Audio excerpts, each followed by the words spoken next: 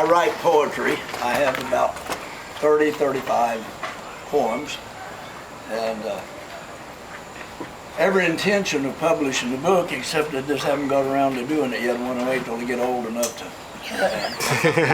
Were you retired? And I share something with you. I grew up in a house where we didn't have electricity, and we didn't have central heat. The house was so small, they just put a well on the doormat, and all they had room for.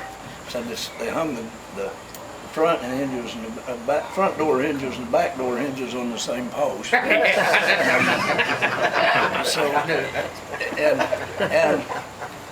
the thing was, we didn't have always a lot of food, but our folks told us to go down to Kentucky Fried Chicken and lick other folks' fingers. We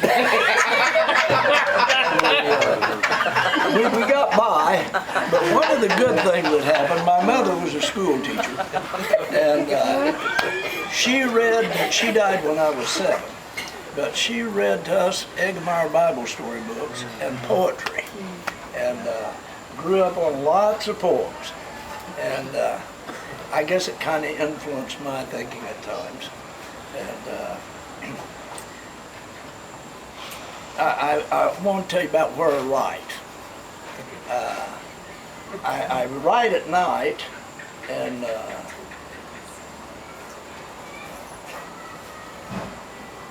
when I seem to get inspired at night to write. And so I get up and I go to the bathroom and I sit down and put the lid down, sit down, and start writing poetry. On my book, I'm going to call the book Meditations from the Throne Room. and I want to tell people that I hope they don't judge the quality of my work just because of where I write. And one night, here 4 or 5 years ago, I woke up at 4 o'clock in the morning laughing, and my wife didn't know what in the world was I laughing about. And I said, well, I just thought of a poem while I was asleep. So I got up and went to the bathroom, and I wrote this poem on my most favorite writing place. My most favorite writing place ain't sitting on the couch with pen in hand and feet propped up looking like some big old grouch, or sitting in the office with books and dictionary to make sure everything's just right. No, sir, to me that ain't necessary.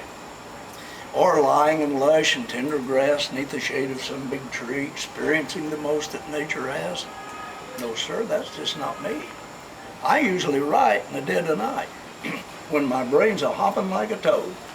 And my most favorite writing place is sitting on the commode. I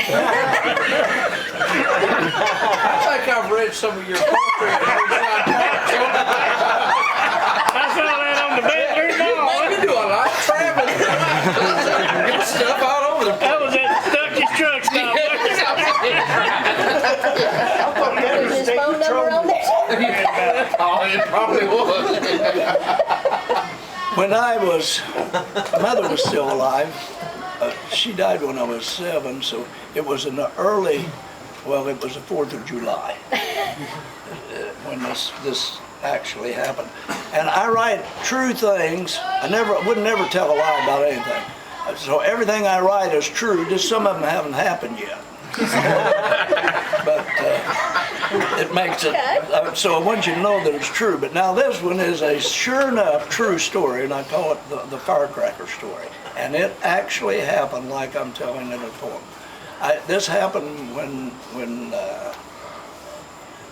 not long before Mother died. And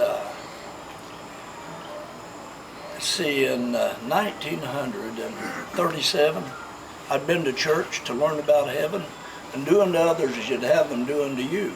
Well, now that's all good, and it ain't hard to do, except when others are mean to you. Then you kind of want to do it your way and do it unto them.